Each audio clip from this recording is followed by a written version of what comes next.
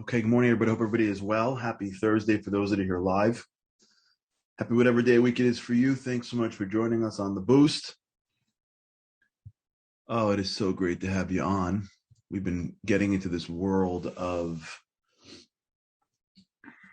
God Wi-Fi, delving into a little bit more of a deeper approach in spirituality. And in many cases, trying to deal with some misconceptions that I think sort of plague our understanding of the divine. We think that God became like, Santa Claus up in the heavens, gives you gifts if you're nice, not if you're naughty, the whole deal. He just doesn't use a chimney, but he's, up there and looking down and, you know, white beard. So that's not it. It's divine energy, intelligent divine energy. It's not even energy that we can understand. And in many cases, this is from my understanding, of course, in many cases, the availability of the connection to God, the divine, is much greater than any of us ever really take advantage of. And the reason is because there isn't enough energy out there. There isn't enough God out there. It's because there isn't enough capacity in our vessel, right? And if you remember yesterday's example, there's plenty of coffee in the pitcher. Just your cup is too small, right? There's plenty of godliness in this world, whether it's inside you or around you. It's us that doesn't have room for God. As one great Jewish thinker said, most people have the story of Adam and Eve backwards. God didn't kick Adam out of the garden. Adam kicked God out of the garden. And when you kick God out, you lose the Garden of Eden. God created a world where he can interact with Adam in the right way by Adam pushing him away. Adam and Eve trying to do the things that would push God out, eat from the fruit that would make them into a God themselves. They've divorced themselves from God, and as a result, they've lost the Garden of Eden. That's the idea. And so much of our lives really could be much different if we would just let him in. If we would just enable ourselves to see it as vessel growing. In many cases, that's who we are. Like, if you really think about it, like what do you do for a living? Really? What do you do for a living? One of the things you do is you are building vessels. Like, that's what you do. Think about it. When if you're married to somebody, let's assume it's a healthy relationship. The extent of the relationship is going to be based and built on your ability to be a vessel, right? To be able to accept who this person is, the ability to be able to fill yourself with them. If you're incapable of being a vessel, then there's no room for another person. So you could be married to somebody and be totally and completely full of yourself. So you're living together and like you're coordinating schedules. You may even be sharing children, but you're not really connected at a deep level, not because it's not available. It's because there's no vessel. There's no room for somebody else. There's no room for another person. There's only you. Right? You see this sometimes with children, by the way. Really, you see that parents, when the kids are little, because the kids need them so much, they create this space, right? They create this room for the children. So you can see this, mom or dad who's taking care of a 3-year-old, and they're just obsessed, and they're always thinking about them, and they do things wrong, and they forgive, and there's so much room in their heart for that 3-year-old. And then that kid becomes 18. What's changed? In some cases, the relationship evolves and the kid doesn't need parents anymore. And there's a disconnect. between the vessel that the parents have. There isn't the same level of room. When it comes to kids needing me physically, I know how to make room for that. I know how to get beyond myself for that. But now the kids don't need me physically. So when do they need me? And they speak back and they're not respectful. And the distance that gets created sometimes with parents of teenagers versus parents of little kids is not a physical distance. It's the vessel. There isn't as much room. There isn't as much tolerance. There isn't as much space in your own self for the extent of that child.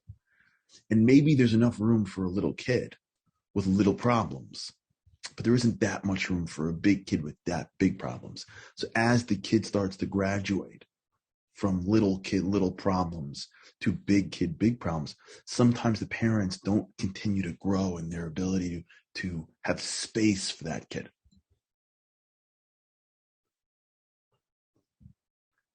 Being a vessel is really how other people can be part of your life. And really, if you've ever delved into understanding why certain people are great people, I mean, I've done this a few times, had the opportunity to sit with like a great person, like a generational rabbi, like you go sit with somebody who's like this incredible person, and you delve into what makes them an incredible person. Usually it's because they have room in their hearts for everybody. Like usually when you sit in front of really great people, you can sit in front of very smart people, for sure. You can sit in front of very, talented people with incredible abilities. You can sit in front of people with incredible wealth. And when you do all those things, it's good, but it's not amazing. It's not amazing. Like you sit in front of someone who's like brilliant. I remember when I was working in the law firm, we had this partner who was like crazy brilliant. Like those guys that are like just crazy brilliant. Like his office was a wreck. If your office is a wreck, that's like, that's really the sign of like real brilliance. You know what I'm talking about?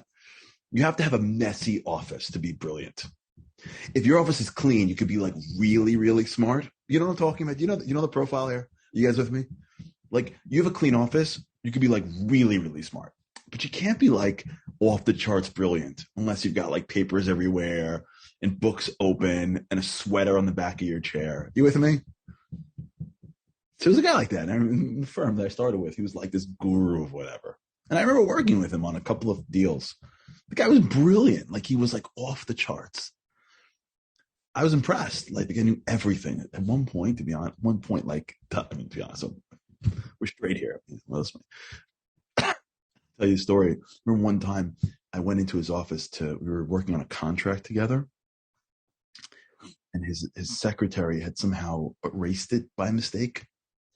So we're sitting in the office and we couldn't pull it up I kid you not, we could not pull it up on the screen. He's like, it's okay. He called in her secretary. He's like, just start. And he just started to recite it was unbelievable. He's like, whereas, the parties ABC. And he literally just page for page for page. I couldn't believe my eyes. He just recited verbatim a contract, like a 30-page legal contract. And she's just taking notes. And I was like, holy cow. Like, it's insane. I didn't walk out being like, whoa, that guy's, I didn't walk out feeling like amazing. Right? I've been around people with a lot of money. I've met, athletes before that are just, world class. They're good guys. They're good people. I don't know. They just happen to be really good at this sport. They can throw a ball faster than anybody else. Mazel tov. Like it's nice and it's awesome. And in our society, that's considered to be like, creme de la creme. But like when you leave their presence, there's nothing that makes you feel different. In fact, many times when you leave the presence of certain people, you feel worse. Right? You just feel like, what? That's that person? Or you feel like they're regular. I remember one time I went to see George W. Bush. So we went with a delegation of Jewish people. I was like the token young guy, which I was happy to play. It was like a Jewish leadership trip from the Orthodox Union.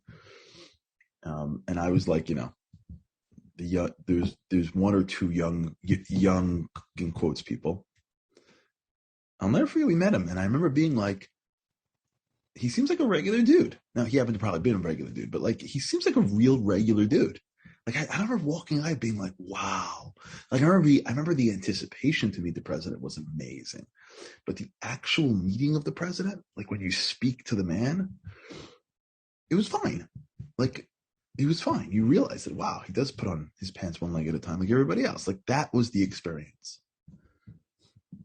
But when you meet people that make you feel different, why do they do that for? So I remember one time, a couple of times, sitting with some major leaders. There's a leader, Jewish leader in Philadelphia. His name is Rabbi Kamenetsky. I remember going down to Philadelphia and meeting with him. I remember meeting leaders in Israel. For me, spiritual leaders. Everyone has their own leaders. To me, my leadership is in that zone. I respect that greatly. And I remember sitting with some of these great leaders and people I've never heard of. And I wonder why I came out. And I remember being in the car, like, why do I feel different leaving his presence? It wasn't that he blew me away. I'm sure he is brilliant, but we didn't talk in brilliance.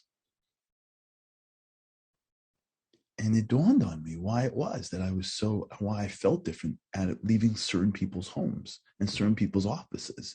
And they don't have to be big rabbis. They can be your grandmother. They could be your own personal mentor.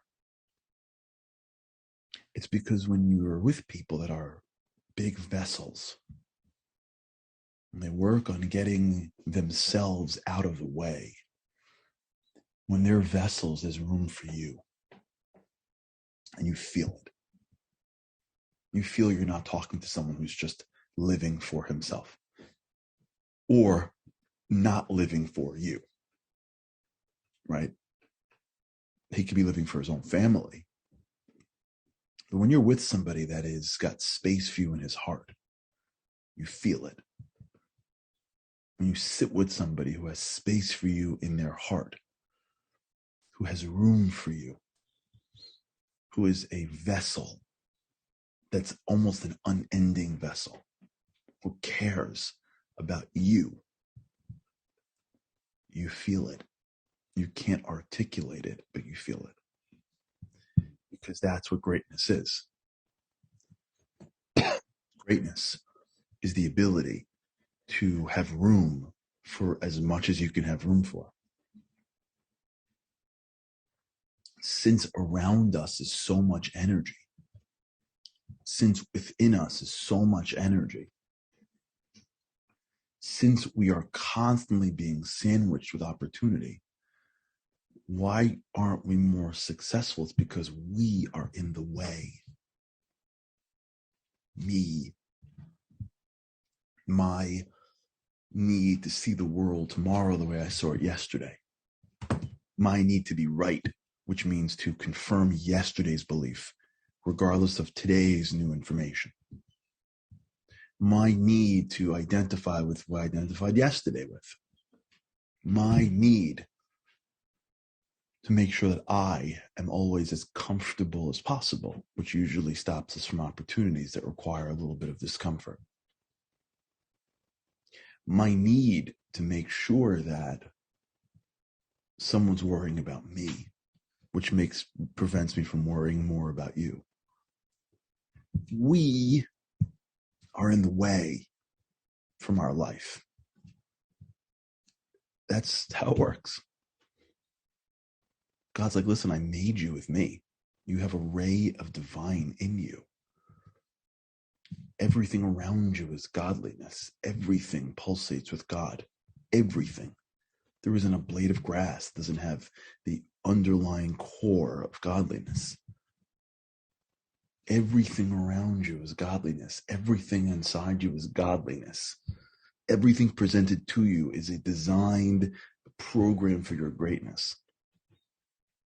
All you got to do is be open, be a vessel, let it in, stop fighting, stop assuming everything.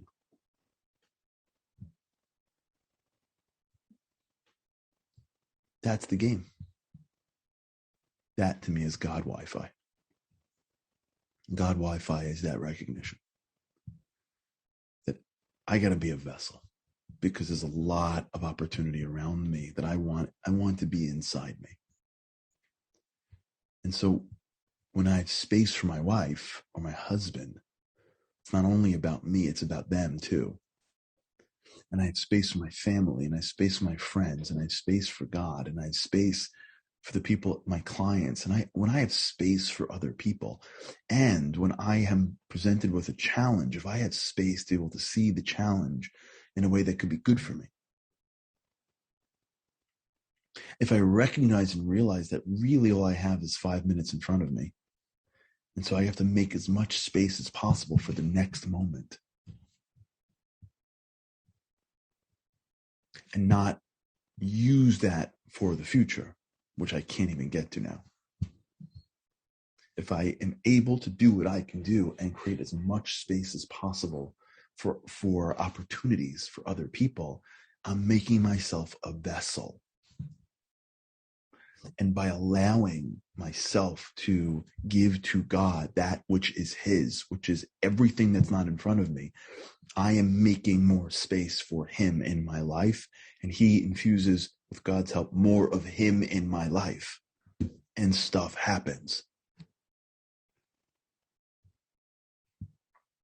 Just keep your eyes out and you'll see it. We call these HP moments. HP is the acronym for a Hebrew term called Hashgacha Pratit, or Hashgacha Pratis, depending on what part of the world you're from. That means divine intervention. Keep your eyes open for HP moments. You'll see them everywhere. When you give God a little room, just watch the way the world works. Just keep your eyes open. Just how He rolls. But it's a new way. And it's not a way that we were raised with. We were raised with the way of control. Win. What about me? What about me? What about me? The couple walks in and says, what about me? The kid walks in and goes, what about me? We live in a dog-eat-dog world. But that keeps you alive, for sure. Dog-eat-dog is a great strategy for physical survival, but it is a terrible one for spiritual greatness. And that's the goal. You have to balance it. You can't be clueless to the world. But if you let the world get to you, man, if you let the world convince you that it's about dog eat dog, you think you're winning, you're losing. That person who thinks they're winning is the biggest loser of the whole team. Sure, he or she has stuff around their neck and gold trophies or whatever. They don't got life. Life isn't beating somebody else. Not the life that you're going to deep down enjoy. So that's our challenge, to stop thinking of control and start thinking of being a vessel. Give up what I can't control. Focus on what I can, and when I do, see where I can make more room for myself, to be bigger, for other people, to hear them, to understand them, to push myself, to be more positive and more open to what's coming my way, to have a better eye in seeing the good in people. These are all these very basic Jewish concepts that are the underlying core of a very satisfied life. All right. We'll talk about it. All right, everybody. Amazing day. With God's help, I cannot wait to see you again tomorrow. Have a great day.